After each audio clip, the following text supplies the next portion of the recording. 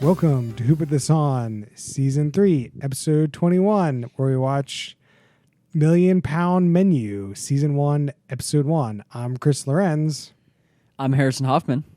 It was James. I'm Brian Houston. Welcome back, Brian and Harrison. It's been a bit. It's been a little bit. So it shows on Netflix.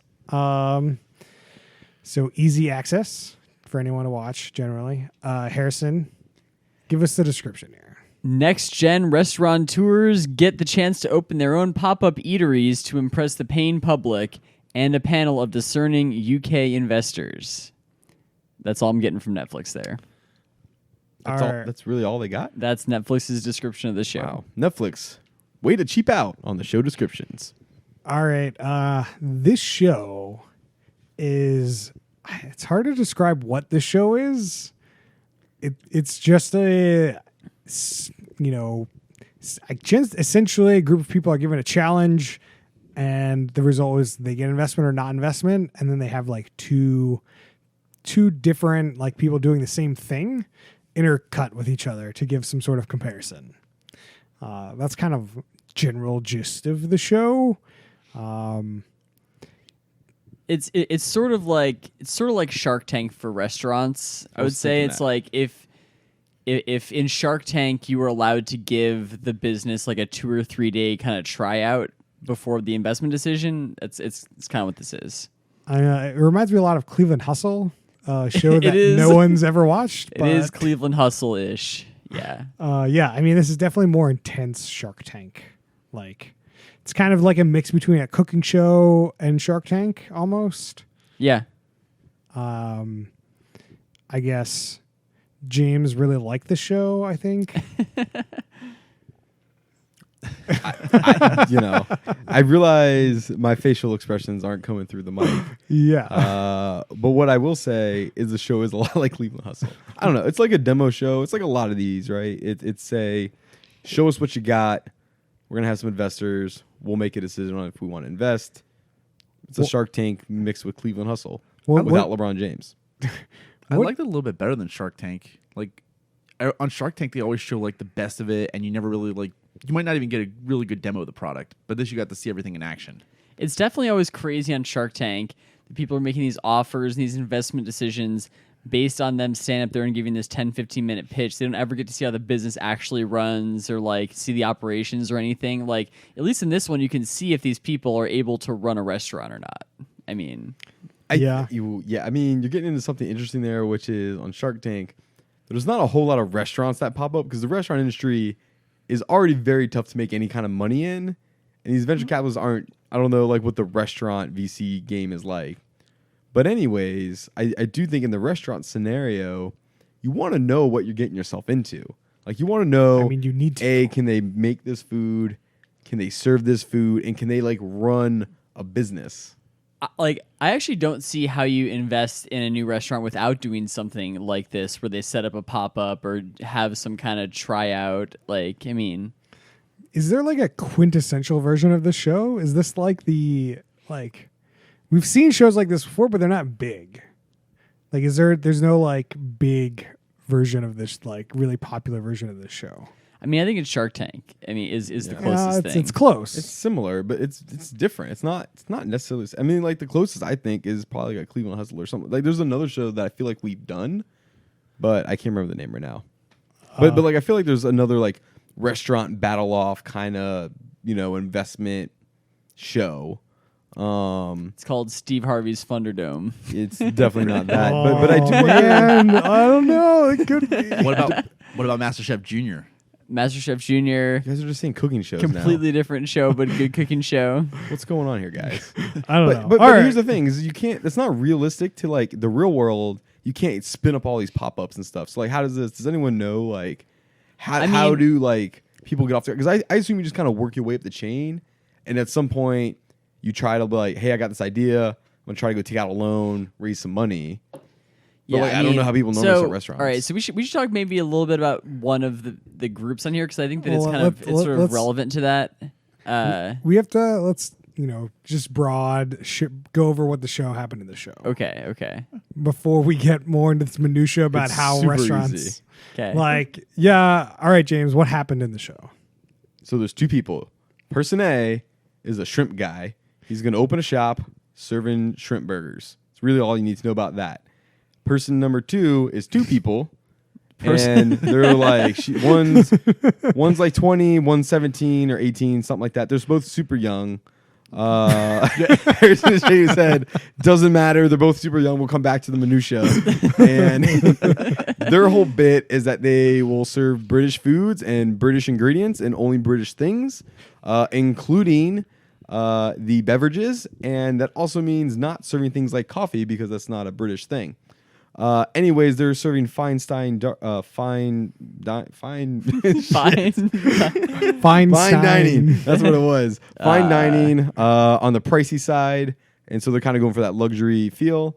The one's a sommelier, the other one's a chef, and that's sort of the broad strokes of that. There are 4 investors in total, 2 of which are interested in the Shrimp Shack, 2 of which are interested in Epoch or the Fancy Place, and then there's a host, which is mostly useless, who adds really nothing. And that is more or less the show, and they kind of cut between them. I mean, you could go over the fact that they both had 3-day pop-ups. Yeah, well, now it's minutia. No, time. that's not the minutia. That's just what happened in the show. Oh my god! They cook some stuff. They run the thing. The investors come in. They try it. They review it. They man. critique it. Man. Then there's a put them on the clock, man. and are they going to invest or not? There you have it. I don't know who has a bigger brush, you or Bob Ross. That's all. That's what the show is. Okay, so Yeah. Brian, you got it. So the show basically works in this format. They have a pop-up for 3 days. They open up for one night, and the investors see how it goes. No, The investors first night do was a not public. see it. Is the public dry preview. run Oh. soft opening. see, this Oh, is so they were why I just so they were didn't just get into this. they were just nonsense. taping it. I thought like the investors were there too. No, the investors weren't there. It was basically their opportunity to kind of work the kinks out, figure out how to run this new restaurant. Okay. Kind of thing. Yeah. So then the next day, they had another they did make changes, but they also talked over their investment plan. Man, Man, we need to. All right, we got to roll this yeah, back. okay. All right, second Did day. anybody watch the show? Yeah, Going to the minutia, guys. Second day, they had lunch with the investors. Yeah, only the investors. Only the investors got to taste the food. Then Oh, I forgot later about the in the investor day, they had a business meeting with the investors to go over the financials. And then the third day, they were open for lunch where the public came in and the investors were there to see how the restaurant ran. And then at the end of that day, the people running the restaurants got sat down at a table and said the investors will come within the next hour. If they don't come within the next hour, then they decided not to invest. That's what happened. yeah. I forgot Great. about the investor lunch. Great summary, Chris. All right. So we'll talk. got Let's there? talk about the food truck guy, the shrimp guy. Shrimp wreck. Shrimp wreck. So Shrimp Wreck wants 100,000 pounds. 100,000 pounds. I don't think you open a restaurant in London for 100,000 pounds. I don't think so either. I don't think you could open a whole hell of a lot for 100,000 pounds. I don't I mean, think it depends you- where you are. You're I in don't- North Dakota. I don't think certainly. that you could open the pop-up restaurant that they put him in for 100,000 pounds. Do you mean 3-day pop-up restaurant? Well, like renting that size of a space and staffing it and doing it up like they did it. Like I don't know if 100,000 is enough for that. I mean, they were talking with designers to design the restaurants. yeah. They said. I mean, there's definitely quite a bit of money in that pop-up. No doubt. I don't think it's quite 100,000, but It also just shows how little business knowledge he has, because that's part of the plan. The investors are going to see that and be like, "Ooh, I don't think that this guy will really know how to handle the money." I think it that was is a true, deciding but- factor in one But of the he was decisions. he was the one that was like, "Hey, I did the math. There's this much more market by serving cheaper dishes. I only need this much money, and that's it." Yeah, but he needs to get a place. I don't Yeah. know if he left that part out of the financials or what happened, but I'm telling you what he said. I is just he did don't the think math. that you're gonna have a runway with 100,000. I mean, I think we're all in agreement here, but he seems to think he can do it. All right. So the first night, the public preview went pretty well for this guy. Everything ran pretty smoothly. Shrimp guy did great. He was serving 3 items. No, right? he had like a big menu. No. Yeah, It we was kept like it it's like simple. it's like 6 or 7 things. It was very simple. Yeah. yeah. Like So the sampler the tray had, like, second 3 day he things. added a bunch of stuff. He didn't ever add a bunch of stuff. He It had was like a like- few things. He had like a sharing menu, which is a combination of the same 3 dishes. I swear that he like had to extend his menu from this food truck. He had shrimp burger. He had the squid thing. They had the buffalo shrimp. I don't They want to had- And fish tacos. They had the tacos. I think there was. I mean, they And the didn't really sharing go combo. over the menu. Harrison, hit me with the menu. I just did. I That just that did. literally is the whole menu. There was French And fries. some French fries. Like 6 items total. All right, whatever. It went really well for the dude. Then the second day, when the investors came in for lunch, they did not like the food. It was Specifically the squid It was too salty. They also didn't like the buffalo shrimp. shrimp thing or whatever. They said it was too spicy. There was a lot of sauce on his stuff. Was this a food truck? I definitely want all that sauce. I wonder if, I mean, British palates tend to kind of like milder food. Like, do you think that kind of factored into this whole situation here? We should totally get into this. And I think we're going to need to get into it with the other people too. But like, who's like, I got to get me some of that British food? Okay. No one's just like, I got to get that British food. Like, I that's mean, not, I like, was think in. fish and chips, and that's all I got. I went in London. There's definitely good food in London. Okay. like, there's good food in London because it's a giant city, but it's not because they're serving British food. Oh, certainly not. Right. No one wants British food. Like what you saw on the screen today was not British food. right. There was just Well, like, one was. food in London. Well, no. Well, no, like- there's stuff grown there. Yeah, only things from. It's not. Yeah, It's not okay, just. okay. It's not like bangers and mash. Yeah, we'll come back. Yeah, okay. Let's come back to them. But yeah, you're right. It was not. Yeah. Yeah, I I don't know. mean, like this dude's just making food truck food that looked pretty good. He's making fish and chips and put some shrimp on a bun. Yeah. Like, let's be clear. Yeah, I mean, And he's crushing it. it Seemed seemed like a like reasonable plan. it seemed like even kind of cheap for a food truck too. Yeah. Like a thing at a food truck under $10 is pretty cheap. I mean, that's also like Seattle and Portland. like, I guess I that's- think that's most also- food trucks are real expensive, unless you're in like South Dakota or like. But then why are you gonna even open it up? Yeah, like Yeah, I'm just saying, like where there's food trucks, it tends to be pricier than like you'd think it would be. It's pretty clear that this guy has never run any. So he just started this food truck like 18 months prior. So he's only been at this food game for like 18 months. Right. So it's very clear he's never run a restaurant before, and he's always like, "Hey, willing to take feedback from you guys and willing to learn." He's like, okay, the squid's too salty. That's an easy fix. We'll just put less salt in it. Right. Like, We'll which- just I mean, work which on the is- flavor. which is great. Like, which makes sense. I feel like know? he had a great attitude about the whole situation. Definitely. I do have a question though, which is, so these investors, are they like food critics or like what's the deal with that? They mentioned what they were, I mean, but I that- don't remember what these two investors That were. one dude was the chief executive of something called Pizza Express, which I can only imagine is some kind of Domino's type establishment in the UK. Yeah. I don't know which investor it was, or if it was any of the investors of the show. Or could have just been an intro investor. Somebody was co-founder of Meat Liquor. Oh yeah, that was the other guy who was was at the shrimp one. Yeah. I mean, like the main thing being like, are these the most trusted food critic? You know what I mean? No, Like, they're No, people they're with just random money people. investing in restaurants. Yeah, they're not food critics. They're trying to decide people are going to like the food. Right. So, I don't know. invest in I it, yeah. feel like part of me is like, hey, that's good feedback. Maybe we should try some stuff out, but like not change my whole menu based off what this one dude just said. It's just tough when that one dude's the one who's making the decision if you're going to get the money or not, Yeah. though. The money dude says he doesn't like it. You gotta fix it. Also, I guarantee the money dude has to like be somewhat good at cooking. So like, why wouldn't you take their advice? I mean, Money dude doesn't have to be good at cooking at all. He just No, has to have like, money. Yeah, but they've also like been running like a successful food company. You don't do that without like knowing a little bit. I don't know that you have to be running a successful food company. You just have to have money.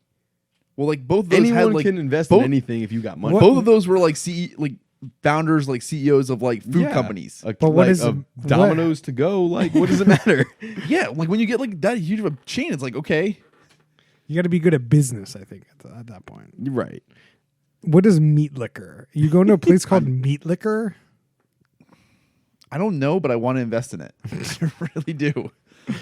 I don't know, but I'm not So thinking sorta, it's a I don't- food thing. I just imagine like a whole bunch of pigs like hanging. So is and there then, like, you liquor? lick them? Is it liquor in the meat or is it meat flavored liquor? Oh, it's like a Oh, meat it's lollipop. like a liquor like that. I thought it was like liquor, like a tongue lick. No, Like a lick. No, LIQ. No. That's why I'm like, this is so weird. Who's licking all this meat? It's a weird. Or it could what be is this? tongues. okay, But, curveball. What if it's a fetish site of like seeing people like licking? no, food? no. That's what I no, thought it was No, going. no. I think it's meat flavored liquor. Why are you saying liquor like that? Liquor. You got like a hard C sound. How in else there. do you want him to say liquor? Liquor. It's liquor. I don't know. Just get the It hell sounds out of like here. you're like drinking liquor, but licking. I don't know why. Licking All right, that guys, we liquor. gotta roll this back a bit. Let's roll this back a bit. All right. So what's the meat liquor do? I don't know. The business meeting with this dude, there was like nothing really happened. The one dude was like, I got to do my own maths, I think. No, that was, That's how they say it in London. Maths, plural. Like I think that in particular was kind of a bad sign for the situation because I mean this guy's thing, he's selling an inexpensive product. Like the whole thing is like, can you scale this thing to make any kind of money out of it? So like if the dude doesn't know really what he's doing business wise, doesn't really have that business plan together, then there's not a lot to talk about at that meeting. I mean, yeah. I mean, he knew what it cost to make a shrimp burger. now he understands what it costs to make the shrimp burger and how much he can sell it for, but just like doesn't know he doesn't anything know. else. Like I don't know if he understands how to scale the business or Right. like, yeah. Like what his like operations cost looks like. What, Yeah. like, I mean, And like, and they clearly think that like they're already going in thinking that he doesn't know what he's talking about because he's only asking for 100,000 pounds. So he does have an audience though. So like, that's gotta, I mean, a little bit. yeah, Like, you don't have to put too much into like marketing because you just have the truck go around, be like, oh, we got an actual place now. Like, that's your marketing. Mm-hmm. So you've already got the audience. It's Cheese Wizards all over again. yeah. Cheese Wizards, hell of a local food truck in Seattle. If for our Seattle listeners, if you haven't had Cheese Wizards, Yeah. give me free Cheese Wizards. All right. And then this third day, they had the public, I don't know, whatever. The investors came in. Yeah, and they he- had to serve like an open lunch at full menu prices Yeah. and everything.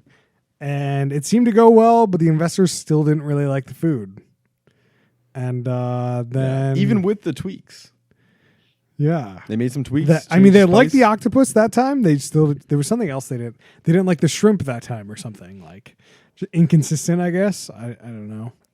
And then, the investor he sat down at a table with this no-name host guy, and the investors didn't come, and he looked sad, and he looked stressed, and he went on his merry way.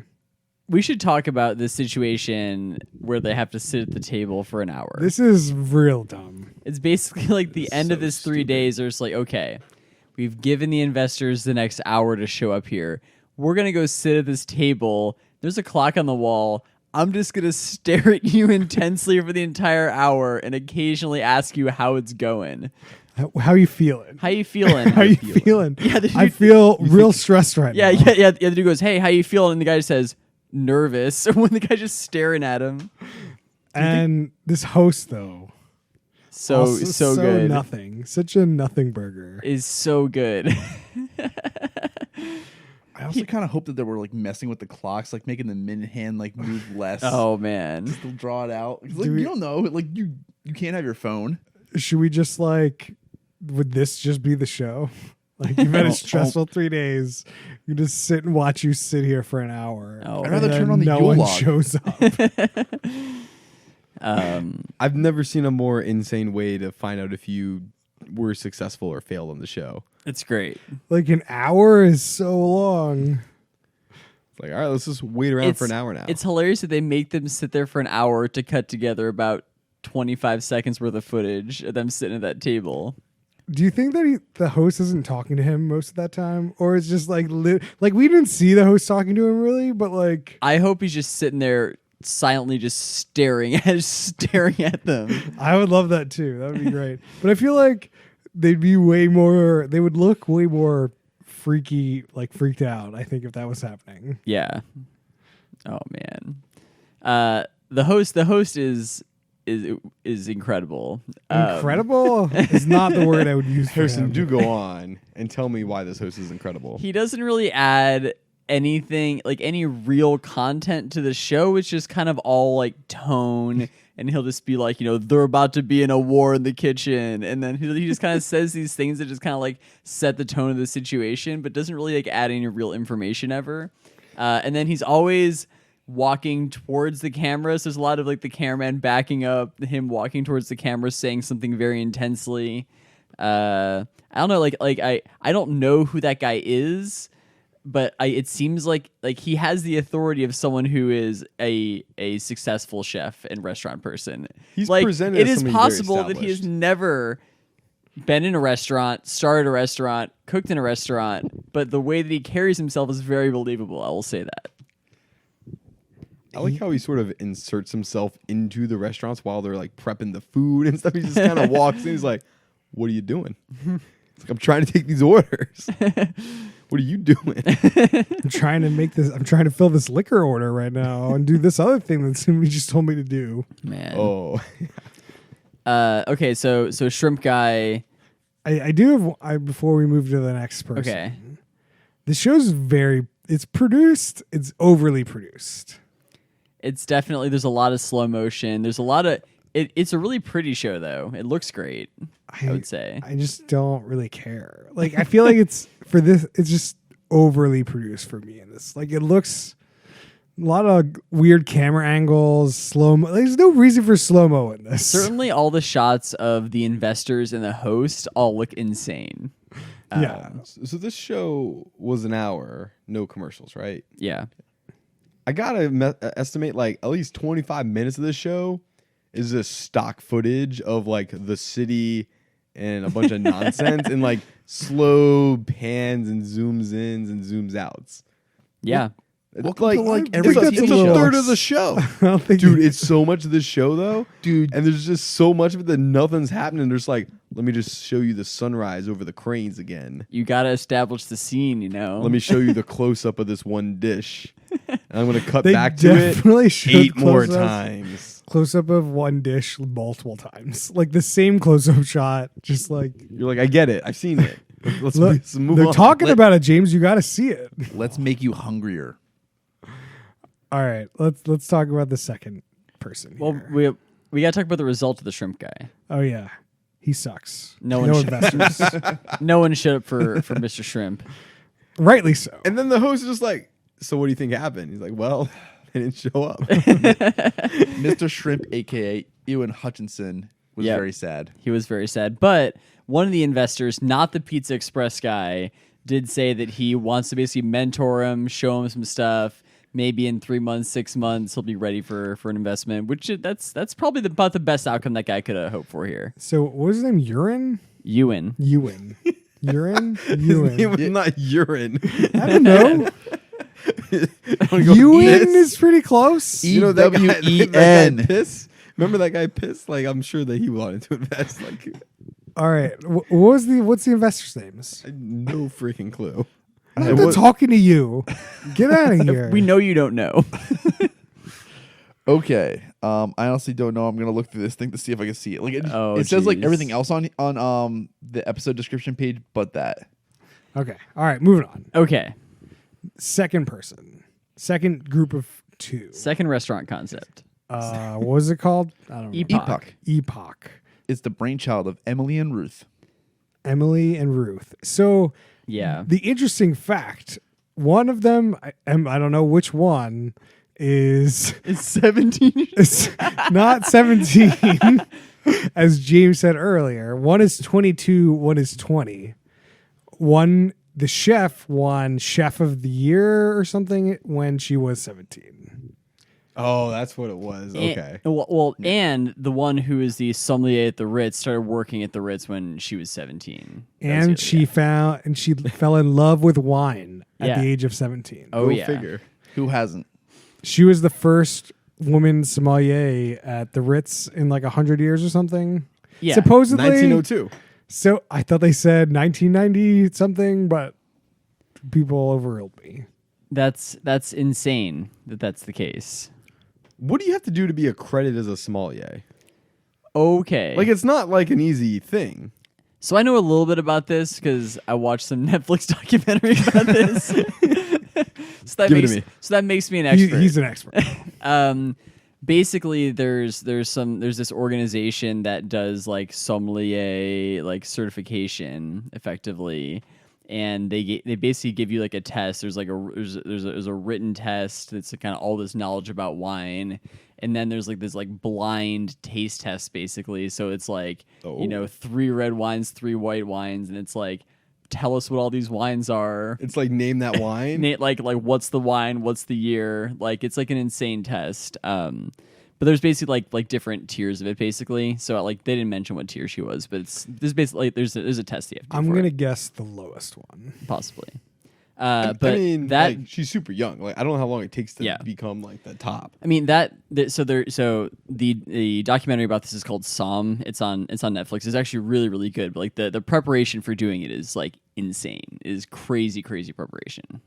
Yeah, I can't imagine. Anyway, yeah, like I mean that's totally like I think it's super impressive like that she has done that. Yeah.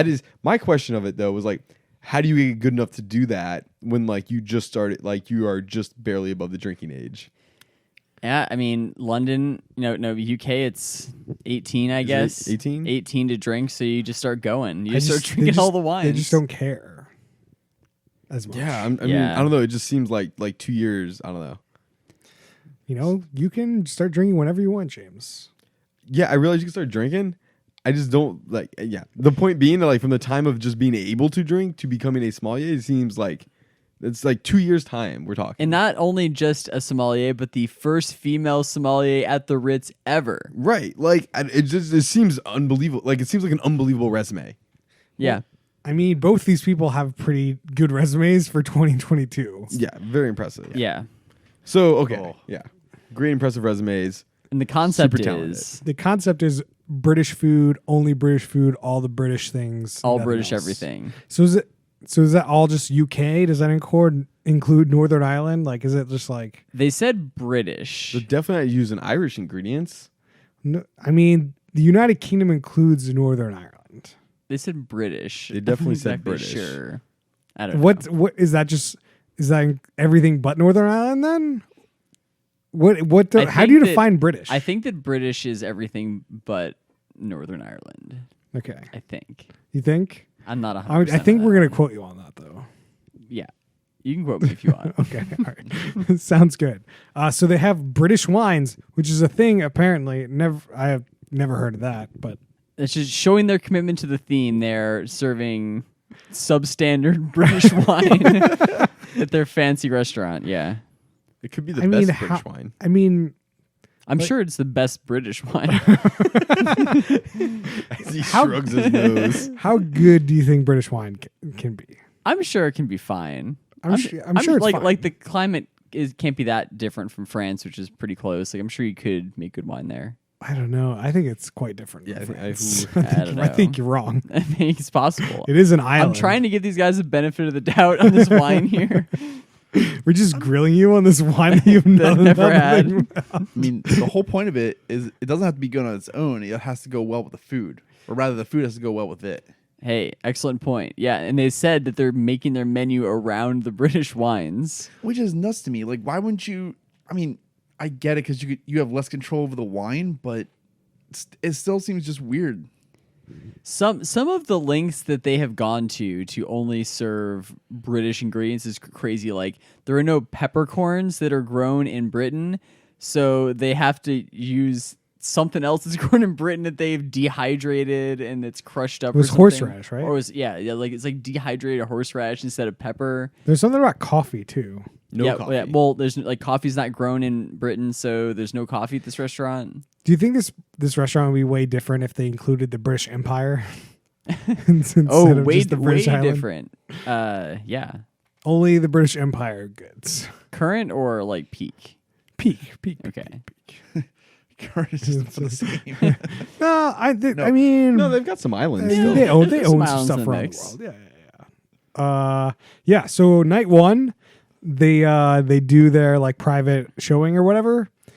Didn't go great for them. Like the food apparently went well, but like the service kind of sucked. Service didn't seem great. Here, yeah, I mean, You can't really, as we were trying to discuss, is sommelier and a chef. Like, service is not really, their strong suit at this point. I totally understand that. And then I think like the question becomes with the investors, like, what role is everyone playing in this business? Who's going to run this restaurant if it exists? Because it's, it's like, it seems that like the theory that they're trying to put out there is that the one woman's going to be the chef and she's going to be behind the scenes cooking. The other person's going to be the front of the house person running the operations of the restaurant. The person who's the sommelier, right? It definitely Yeah. seemed that way. Yeah. Or is like her passion the wine thing? Like Yeah, like I mean, don't like know. it seems like that would be a key thing for them to talk about in their business plan meeting. It's like, okay, what are your roles going to be? Like, what are you your like stakes in this are thing? are you just the sommelier, or like, and you're going to hire somebody to actually run the thing, or are you going to run the thing? I mean, they probably did. They just didn't show it to us. Maybe. I mean, It's not interesting, Harrison, to know the Dude, business that details of this thing. that is the most interesting part of this. I'm with Harrison 100%. That's the I only didn't thing I s- wanted to I hear out was- of the show, and they didn't give it to me. I know it was a joke. Like obviously that's the most not obviously the most interesting part, but it's definitely an interesting part that they didn't really go over at all.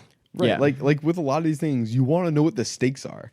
Like I have so many questions. Like one, how much money are they putting in? What's the cut of this? Like what does their long-term roadmap look like? How much percent of their business are they giving to this investor? It was, yeah. I mean, They like, didn't go into any of the Shark Tank details. we can get into that at the end of this thing, but I mean, yeah, for sure. There's definitely not a lot of negotiation, not a lot of Shark Tank in Right. that way. Like if you're just a chef, okay, like it's your chef, it's your restaurant, whatever. Like, maybe you got a percentage. If you're just serving wine, like, I don't know, maybe it's a little different. All right. Day 2 here. We got the investors come in and love the food. Love the food. Love the food. I feel like I wouldn't really like the food that much. Like it's just not a lot of food for the price. They were like 30 pounds or whatever for like, More than that. It was 60 for lunch, 90 for dinner. I think that was With multi- wine. With wine, That's yeah. with wine. Okay. Yeah. But that's Eh. the whole thing. They prepared the food based on the wine. You're not getting the wine. I mean, obviously you got to get the wine, but like, I just don't think I don't know how many dishes that includes though. Like they said it was like 30 pounds for like the one dish that I could talk about. I don't know how many dishes, the 90 euros. You mean the grouse? The only grouse. dish they Yeah. showed? Yeah. Which wasn't a lot. It was just like a thin slice of whatever the fuck grouse is. It was like a whole grouse. What or- is a grouse? Yeah, I have the same question. I don't know what any of the It's- shit they made was because they kept saying these words. I'm like, I don't know what any of these things are. Grouse is like a small bird kind of thing. Yeah, Like it's a pigeon? It's. I mean, small in the pigeon, dude. I guess. I mean, pigeon. It's It's definitely like- small in the pigeon. It's, it's not. like yeah, it's like a quail. Like you see Yeah. quail on a menu. It's like quail. I think that's my guess. Okay. Yeah. There was some other weird shit too. What was some other stuff? They kept saying stuff. I'm like, I don't know what that is. Yeah, I mean it's definitely a There was some celery on that plate. fancy menu. There was some celery on that plate. Yeah, There was like a blackberry or something. yeah. Anyway, Should we talk about the investors in this deal here? I don't know who they are. If you know who they are, sure. So I don't know their names, but so there's one woman who runs the restaurant part of her family's 5-star hotel business, basically. So her whole thing, and like I've seen a few more episodes of the show. We can talk about that a little bit later. Oh, we're gonna get to Oh, that. I see. I found the investors. Lydia Forte. Lydia Forte, yeah. So her thing, like usually is like she kind of comes in with like, okay, I like your concept. I want to get you to open this restaurant in one of our 5-star hotels. Like that's usually like what her kind of deal is that she's bringing to the table. She's the Lori of this show. She's The Shark Tank the Lori. Lori of this show. I'm gonna put you on QVC. We're gonna do this thing up. You This can't is way talk more about high Shark class. Tank. We haven't watched it on the pod yet. We've definitely watched Shark Tank. Not on the pod. Shit, really? Yeah. Oh, sorry guys. I really thought we did. Yeah. That makes sense. I don't know why she didn't. Oh, spoilers. Oh no. Why she didn't like this restaurant? I mean like it. I can tell you why. Maybe it's too expensive for 5-star restaurants. No. I feel like you want something like this at your It was 5-star. very simple. 5-star. The service was crap. Yeah, but Yeah. that's so fixable. I agree it's fixable, but that was her reason. We'll get Yeah, all right. we'll get to it. Who's the other investor? The other dude, Atul. Yeah, something like that? Atul Kachar. Atul Kachar, and it sounds like he's opened like 8 or 9 successful restaurants in Yeah, he's England. He was the first Indian chef to be awarded a Michelin star in the UK.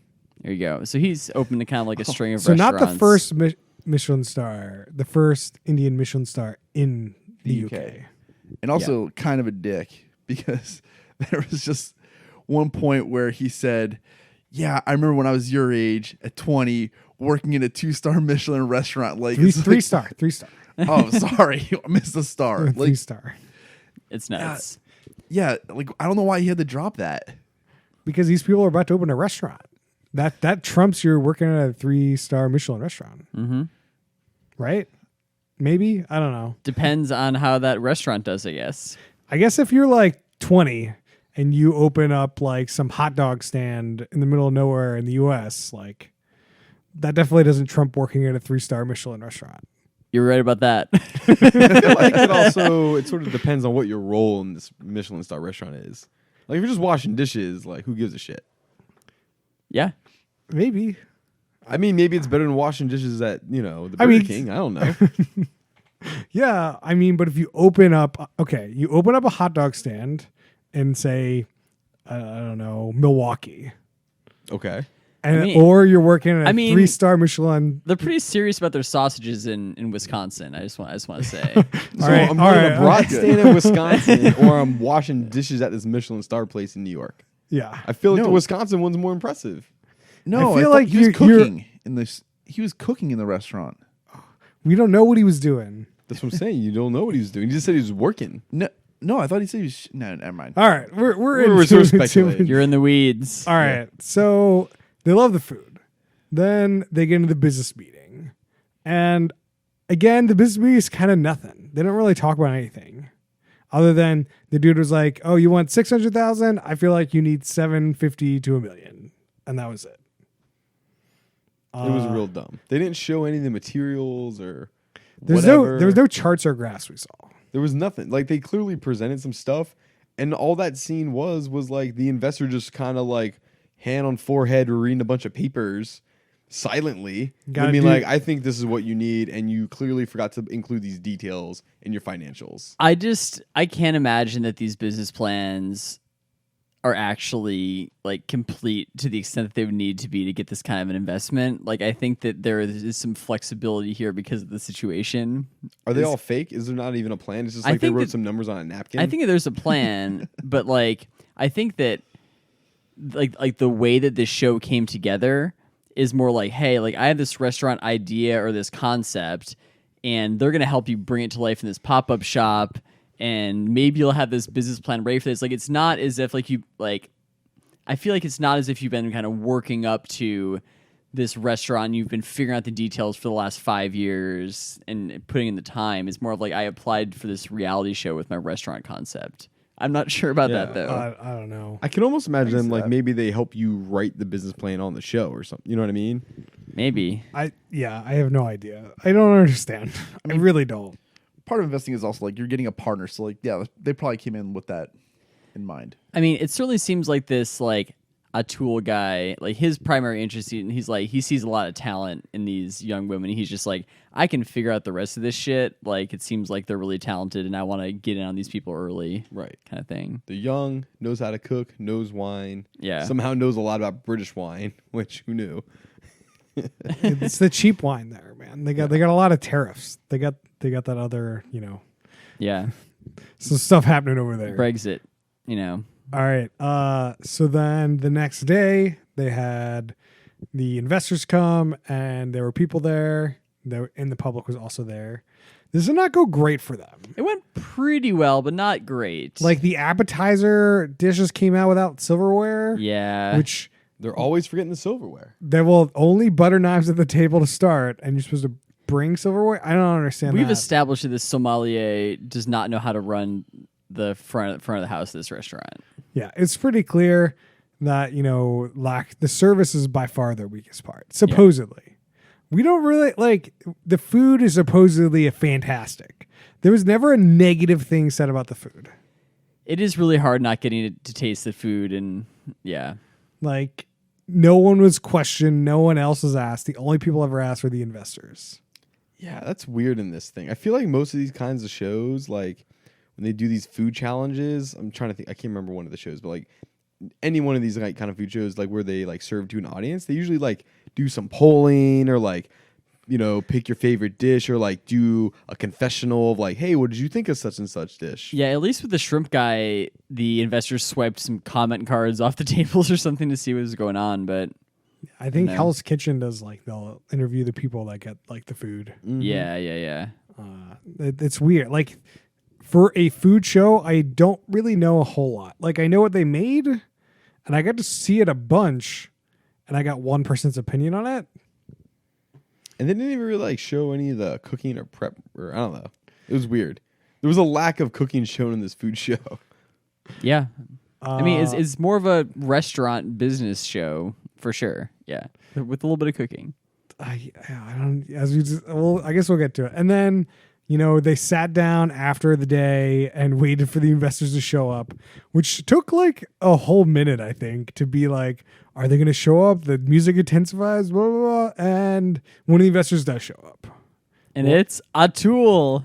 Atul shows up and offers them $750 to $1 million. No. Million but first pounds. he's like, well, we have to wait to the deadline to see if the other investor Oh shows yeah, up, Oh, there's like yeah. there's like which was stupid as hell. there's like 3 minutes on the clock, and it's they're sitting around. It's like I guess we got to keep this investor just waiting around. Yeah, dude's about to drop £1 million, and he has to wait around for this other person to show up. I can't believe it. I can't like it's like you show up, you get first dibs. More incentive to show up. Yeah, Yeah. it's a good time to like butter them up. Like, yeah, you know, like you can go with me. I know all this stuff. Mm-hmm. I mean, it was pretty heartwarming to see these women just like be so happy that they get this investment. You know, they were crying. For sure. Definitely game changer. But Yeah. again, no details. There are no of details anything. on the they're very hyped about investment that they do not know what the terms of it are. I feel like there's no way these people aren't just like, you're the head chef, you're like the head sommelier, and this is my restaurant. Yeah. Right, I mean, like you just how work for that guy. that's is all definitely that's what's happening. that's like that dude's about to install a professional restaurant manager in there and be like, okay, you're the head chef and you're inventing the menu. This other person's the head sommelier. Like you're That's you're it. like kind of do the things that need to happen. Like there's no way that like he's giving them this money and then they're running this whole restaurant. No, this there's- is not happening. Definitely not. Yeah. But like, I mean, So he just has to hire them and pay them a salary. well, I don't know. It depends. I don't mean, know. that's what's gonna happen. Like I Right, don't he buys the thing to the like the concept, right? It depends on what the deal is and how much equity they have Which we'll left. never know. Which we won't know. Why? What? Like I just don't understand how this works. Like I don't get it. The show does no assistance here in helping. And why you is to it? Explain it. There's a 250,000 pound gap here that they say and don't even go into any details. And like, this is probably like this. What happened here is probably a lot more realistic than what actually happens on Shark Tank. Is the thing is like, okay, like I'm interested in investing in you. Like we're gonna have to do some research to figure out what it's gonna take, but I think it's gonna be 750,000 to £1 million, and like, but we have to figure out the details, and the equity split is going to depend on some of those details that we figure out. Like it seems like it was more realistic than what happens on Shark Tank. That dude's got to go buy some property somewhere and put this rent restaurant something. or Yeah. rent it or whatever. That's why it's arranged. I think I he's feel like, well, we like- got to go find the right place. For we gotta, sure. like do all these things. I feel like women get like 10% of this restaurant, and they get like a portion of the profits if there are any profits. Yeah. I don't think there's any. They're not getting any more than that. I mean, this dude's putting up £1 million. They're putting up jack. They're not going to put up anything. Like when he asked him about, hey, what kind of skin can you put in the game here? Like, what kind of money can you invest? They're just like, we I have got- no money because we're 20 and 22 years old, and I got like $5,000 I can borrow from my mom. yeah, it's like yeah, there's like not enough money to make any difference, yeah. other than to be like, oh, now you owe your mom $5,000. No, he's gonna make them mortgage the mom's house or whatever. Yeah. yeah. Yeah. So there's just like I don't get the show. It's not business focused and it's not cooking focused. It's just like, random shots of London focused with some food involved. Like I don't get it. I don't know. Does anyone have more minutia to talk about?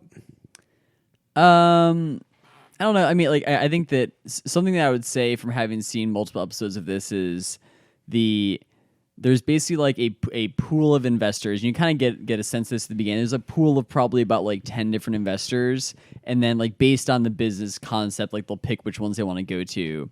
And I think that like one of the interesting things watching multiple episodes is like seeing the different investors, the types of things that they're interested in, like what kind of deals they're trying to pitch these people. Like there's this one dude who is representing like some big restaurant investment group, and everything that he goes into, he's always like I'm not interested unless I can figure out how to open 40 of these locations in London, basically. And then like every time he's getting serious about something, he doesn't really seem like he has the authority to close the deal on his own. So he's bringing in like these other like these two like older guys who are like the partners in the firm. Like, okay, you guys got to try this food now. We're gonna see what's. So like some of the stuff with the investors, I think has been pretty interesting. Interesting or weird? No, definitely interesting. Interesting. I just don't. The episode we watched, Yeah. and even how you describe it, like, Yeah. it's like the business side is definitely interesting. They don't focus on it. They don't tell us anything. It's just like all hand wavy, and I don't know who thinks they got a sense of how the business worked or what's going on, because I didn't get anything, and I don't understand. They definitely don't go very deep on the business. It's like, oh, this is a business show. Here are the investors. Oh, what's the business plan? I don't know. Shrug my shoulders, and then like, how much you gonna invest? I'm gonna shrug my shoulders and be like, yeah, service was terrible. I didn't want to invest, and like the food wasn't good. I didn't want to like. It's just like there wasn't any good cogent arguments from a business perspective why you didn't want to like hire that guy as like a head chef somewhere, or like have him work as a chef somewhere. Like, I don't know. It just. I'm just gonna put this out there. It's in the bottom third. Oh, he's going right to it. Bottom third. Like, all right. I like when it first started, I'm like, oh, this is solid, like kind of middle third, and then I'm just on my phone. Like, I didn't care. That's essentially what happened. It was so long. You cut this in half. Again, I think it would be way better, or you got to go deeper on what the show's actually about, not just like hand wave your way around stuff. Yeah, I'm with you on that one. I felt like Bar Rescue went into more of an explanation on how like a bar works than this went into opening up a restaurant. Yeah. So that made it more interesting. I mean, I'm with you. It's got to be bottom third. Like, it's also was just so bland. Like, there wasn't like too much excitement happening. You need John Taffer on this show. Yelling at people. They need a raccoon in the restaurant. I think wine. Epoch could have used Taffer. Epoch could have used John Taffer. Oh yeah. Oh man, he's like, we gotta get the bar stools because everyone likes drinking wine at this seating altitude. So that's how you know bar science. John Taffer. We're gonna get you an automatic wine dispensing system. You got. Oh, he's gonna be like, do you know about mixology? We gotta do the mixology special. All right, James, give me your ranking here. So like, I feel like when the first third of the show, I'm like, okay, it's kind of interesting. Okay, it's kind of like middle. And then as it kept going, I'm like, it's kind of just losing points along the way. And I'm really cross right now between bottom, middle, top, third. Or sorry, bottom, third. But like, I might have to go bottom. The thing is, there's just like, the show could be good. But if a third of the show is just a bunch of filler of stock imagery, it's like, okay, useless. Looking around for other things to do. And then like they don't get into anything interesting really. Like they don't get into any of the details. And it doesn't need to be like an accounting course, but like just at least give me a base concept. I don't feel like I learned anything. In fact, I feel even dumber for watching it. Like it's just like I know less about this. Maybe I'll go learn it. I don't know. I guess I'll go bottom. Like I'm a little crossed on it. It's like it's a high bottom, but I guess I'll throw in the bottom. It's just the host was nothing. Some of the people were interesting in their stories, could like had some potential, But overall, I'm just like, I want to know more about the food. I want to know about their restaurant. I want to know more about their business.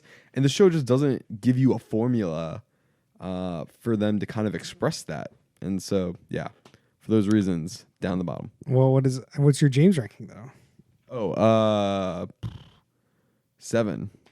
So top of the bottom. Top of the bottom. It's a 7. What do you got for me, Harrison? Yeah, I mean, this was definitely going to be a middle third show for me. I mean, I think I would definitely like to see more on the business details for sure. I will say that, like, as just like a show to put on, like, it's very, very watchable. It's a pretty good sort of background show. I think that, especially with the length of it, like, you know, just kind of getting to see who these different groups of people are and hear a little bit about their concept and just kind of have it on the background. Like, it's a pretty decent show for that. So probably middle third. I do have a beef with you right now, Harrison. Okay. That we watched episode 1. Yeah. And, you know, all you had to say was you watched episode 1. Why don't we watch episode like 5, one you haven't watched? Why Well, did you It's rewatch? always really controversial when we're not doing like episode 1. So Yeah. I didn't want to like rock the boat too much. There's 4 of us. What are you rocking? Who, like... I don't know. I'll throw it out. I can't believe you watched that same episode twice. It was fine. It was fine. It was fine? Yeah, it was fine. I don't Man. agree with that statement at all. That's why I'm mystified. If it was me, I would definitely be saying I gotta watch a different episode for sure. Hey, And I would have preferred to watch a different episode, but I was. But you didn't even mention it. But I was sacrificing for the pod. You didn't even mention it. I also don't know if the later episodes don't have the same tee up at the beginning that the first one does. I mean, they probably do, but I'm not. I can't remember. I'm not sure. Oh, he can't remember. I'm not. I don't great know. show. Great show. Can't remember. It's a I can't background I show told for you him. it's a background show. I totally see the show as a background show. It's Like, yeah. If there's work I gotta do or something else or like whatever, it's like it's on. It's long enough. I don't have to think about queuing up a bunch of stuff. You get to hear the little story. You get to see the results of the thing. It's also not distracting enough because it's not interesting enough to like pull you away. It's just kind of Yeah. like, oh yeah, it's just some nice, pretty shots of London downtown. Okay, Yeah, that's right. Cool, whatever. Don't need to pay attention. All right. Harrison, Oh you yeah. haven't been on the pod in a while, I haven't. and we haven't had our requisite challenge updates. You're right. We go I just shy of this week. I have not watched this week's Oh yet. yeah. And I don't know that I've reviewed my challenge stuff sufficiently from last week, but I will say that it's been a really good season so far. Where do you put this season as a challenge veteran Yeah. watcher? To clarify, Yeah. where do you kind of, given what you've seen, where do you kind of place this in the seasons? Oh, of man. seasons? I mean, we have to see where it's going, but I don't think you can say how good a season of the challenge is until the end. like Dude, we're like 10 episodes we in. definitely have to say we definitely have to wait until the end to really say, but like it's definitely one of my favorite seasons so far. Like It's definitely going to good. be like 20 episodes this season. This is going to be a big one. There's still a shit ton of people on this show. They do kick off 2 people at once, though. Right, that's true. So, But this last time they kicked 2 people off, brought 2 people back in. so weird. Yeah. Mercenaries. Oh yeah. That was dumb. What do you think about that whole situation? I'm pretty. I mean, it's pretty great that Hunter's back in. I'm excited. Hunter is always a very excitable gentleman. Excited to see him back in the house. Background on Hurricane Ashley. Yeah. Is this Trashly or is this that a is different that's person? Trashly. Okay, so it is Trashly. Okay. Yeah. Yeah. Who banged somebody on the first night? First night. Who was that guy? That was, Um, Joss? No, Kyle. Kyle, that's Kyle on the right. first night. Insane. In the same bed that he slept with the person that just got kicked off. Yeah. Somebody just went to the redemption house, and then Who later gets to see the footage of them banging. oh yeah, that part's so good. It's like she was just sleeping with Kyle in his bed, and then gets thrown to the redemption house, and then Ashley comes in and sleeps them in the same bed, and she see that footage. Oh no. But yeah, I don't know. It's been a good season. There's been a lot of challenges, a lot of hardcore, intense challenges. Definitely. A lot of drama. Mm-hmm. Redemption House has been pretty nuts. Redemption has been banging. CT has been all kinds of crazy. C- Like there's a CT's lot of good history. I feel like is bubbling to a head here. Yeah. Oh, definitely. CT I- also got married this week. I saw that on Twitter. Yeah. Congratulations, CT. I know you're listening. I know you're listening. James, you haven't been in here in a bit too. It's true. How's that Floribama Shore treating you? Oh, dude, this is a good season of Floribama Shore. I can't remember the very last couple of things, but it's been a good season. There's been arrests. There's been banging. There's been getting drunk. There's been people getting preggers. There's been just nonstop things happening. I think the pregnancy thing is the last thing that happened. I think so. We talked about it a little bit last week, so I don't want to dwell on it a bit. Yeah. But I just Wait. wanted your opinion. Did it happen on the show?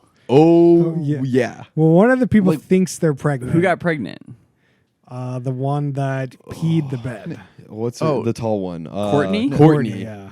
I don't even watch the show. Yeah. Yeah. I mean, Like, if I'd watched it conceived recently, I or would know. like discovered. No. So Courtney. So this season, Courtney's boyfriend has been a lot in the mix of the show. Who, at least in the show, I don't, obviously know the guy. Who knows? I'm sure most of this is fake, anyways.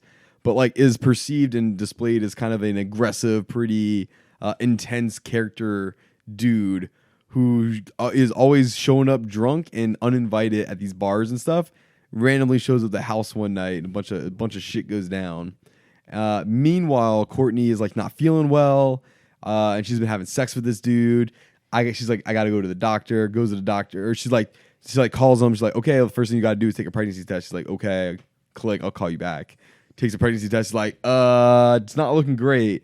Goes to the doctor. Like, you're definitely pregnant, and we'll see. Whoa, Well, they- well, they not didn't say maybe. that. Yeah. They didn't, she She's hasn't been not- to the doctor yet. Right. She's about to go to the doctor. She took a bunch more pregnancy tests, and it seems inconclusive / like more likely than not that she's pregnant. There's a faint line. Faint I line. feel like she's not pregnant. I agree with you that I think that MTV is kind of playing this up a little bit. I mean, I don't know. I don't know the situation, but Yeah. it seems like they could be plausible that maybe they're just playing it up for TV a little bit. Just like, I don't know. Is that looking like a line? Is that a circle? I don't know. Whatever. But anyways, that's one of the things that's been going on. Does she then graduate to one of the mom-based MTV shows? Very Teen much Mom 2, likely. she's in. She is. She's not not a a teen teenager mom, though. I know she's not a teen mom, but there's that other that Pretty Little Mamas. I told you, you guys were here. We should have watched it. Yeah, we Who should've. put MTV on? Man, we should have. Who put MTV on? Rob, we're waiting for you yeah. to do this MTV show. I don't think Rob's in for that.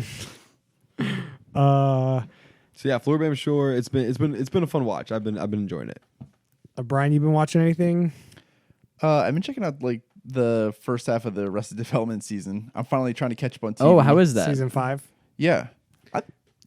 It's fitting way more with the original formula. I still don't think the story is quite there, but it's more enjoyable than season 4. Just because when they tried that experiment of weaving all the stories and showing all the stories like that, it just didn't work out. And even the rematch didn't work out because the story was just written to be season 4 OG. I disagree. I mean, wait. I think season 4 original is better than season 5. I mean, I'm only halfway through, so maybe Yeah. I don't know. Maybe when the whole season comes out, I can have a different opinion. But I didn't particularly like season 5 that's also another thing. Why are they splitting up the seasons like that? because Netflix refuses to just be like, yeah, we're just gonna release these at a specific. Not be like, I don't understand what half a season means. It's a whole season. You release the whole season at once, or you release them weekly and you just call the season whatever. You just can't be like, oh well, this is half a season we release all at once. No, it's very weird. They've been doing this with some other shows too. Like The Ranch. Really? Yeah. Yeah. I mean, unless you're filming it, that's the only excuse to release half a season. Yeah, I mean, Well, I mean don't think that's how TV shows normally work. They're making the show while they're putting it out on TV. So having to have the entire thing in the can on the day that it comes out. I mean, it's yeah, but they're not even harder working on the second logistically. half of the season though. That's what I'm saying. If they were working, that's the only Yeah. reason to do it. Yeah. If you're just we're just gonna hold on to it. Well, it's I mean, if they want to have some feedback or whatever, that's fine. But don't be like, oh, this is half a season, next season's coming? ? Just call it the whole season, and the next one be season 6. Yeah, it's very, or just get rid of the way seasons work. This doesn't make any sense on Netflix. Yeah. You released 13 episodes. Okay, that's your season. Not oh well, that's half of the seasons we're gonna do for this. What? No, you've released you've released 13. That's it. I definitely think that you're going to see Netflix start to go to not dumping all the episodes of a whole season out at once. Like you're already seeing with that new Vox Explained thing, like they're dripping out like an episode every week or two. Like Their definitely, UI is just not designed for that. I know, but like I think that they're realizing that like they're getting more engagement on stuff when they can say, oh, there's a new episode, there's new something. Like I think they'll see some of that. I mean, I like Hulu. Yeah. They do like 3 episodes at once, and then they'll do weekly. Yeah. I prefer weekly, to be honest. Yeah, I don't really binge, so like it's fine for me to do every week. That makes it easier for me to keep up. So like I'd prefer it. Mhm. I just don't want the commercials. That's all. Like, Yeah. That's it. Better Call Saul, amazing still. I mention every week, but you should watch it. It's still great. good. Anyone else got anything they want to talk about show wise? I started to watch the new season of Great British Baking Show on Netflix. That's been pretty good, calming show. So you've been watching this and the Great British Baking Show. Yeah, There's a pattern here. yeah. It's just what Netflix recommends Yeah, to it's me like now. I don't you know. watch Great British Like, Baking Show, you might like this, this $1 million pretty much. million menu, whatever. Great British Baking Show. I think much better show. It's all about the technicals of cooking.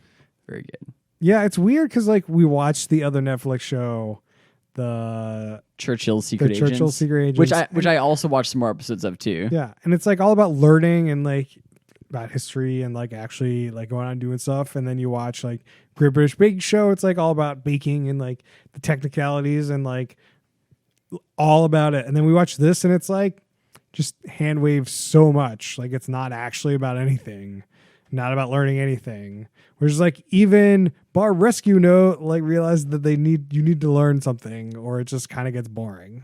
At least make me feel like I'm learning something. Yeah. I mean like Like it doesn't need to be like, it's like, oh, I feel slightly better about it. I can throw some stats out. yeah. Yeah. Even like a quick blurb of like, oh, if you open a restaurant in this neighborhood, it's gonna cost like this much money. Yeah. Like even just like or this neighborhood. Like it just didn't feel like, they even went into like what kind of neighborhood would either of these two places be good in? Like how does like this small like kitchen like gonna work and like where and like nothing. There's none of that. Definitely none of that. Yeah. We're done. I'm done. Gotta with this. move on from that show. I have been watching another show on Hulu, The Mick. Have any of you guys seen this? With Yeah. Dee from Always Sunny in Philadelphia? Caitlin Olsen. Yeah. Yeah, it's a Fox show. Fox. I haven't seen it. I've seen like the first like 5 or 6 episodes. Okay. Yeah, I think I'm on like episode 8 or 9 or so. But I don't know. It's been sort of my like fun end of night kind of show. Just like not looking for anything like too crazy or stressful or serious. But it's been just kind of like a nice fun watch. And yeah, I don't know. The characters are pretty interesting. The plot's kind of something. Cool. Okay, so head to head, the two Sunny network shows got AP Bio, Dennis Yep. versus the Mick. What do you think? I think this is up there with AP Bio. To Oh, be yeah? honest. I think I like AP Bio a little bit more. I'm not sure if it because it was out first, so there might be some bias there. But I think the show is very much in a similar esque style. Like it's not the same concept, of course, but I think that these people like carry these shows very well. And it's clear they're like obviously talented, and I think it's fun to watch. I just want to clarify for the audience: the Mick aired before AP Bio. You may have watched it afterwards, but There you go. AP Bio, I agree, is a better show. I mean, I stopped watching the Mick. Thought it was just I don't really remember the details. I don't know. On a weekly basis, it just wasn't working out. I feel like it'd be better as like kind of a binge. As I say, I don't binge, but like Decide what you want, Chris. I can't. You're all over the decide. map. It's all over the map. Yeah, I didn't know that. That's interesting. Yeah, Yeah, I saw the other one first, but yeah, I don't know. I like them both. Okay. No worries. I think if you like AP Bio, it's not all crazy. That was a great show. I really liked AP Bio. It's good. It's so ludicrous. Oh, like yeah. the premise and things that happen in that show. Incredible. Yeah, I think AP Bio's got a little bit more in the crazy factor than the Mick does. Like the just situational craziness. Everyone, shut up. No, start Everyone, shutting up. everyone start shutting Start up. shutting up. All right. You can find us on Twitter at @HoopWithUsOn. You can find us on Facebook.com/HoopWithUsOn. Please rate us on iTunes at @HoopWithUsOn.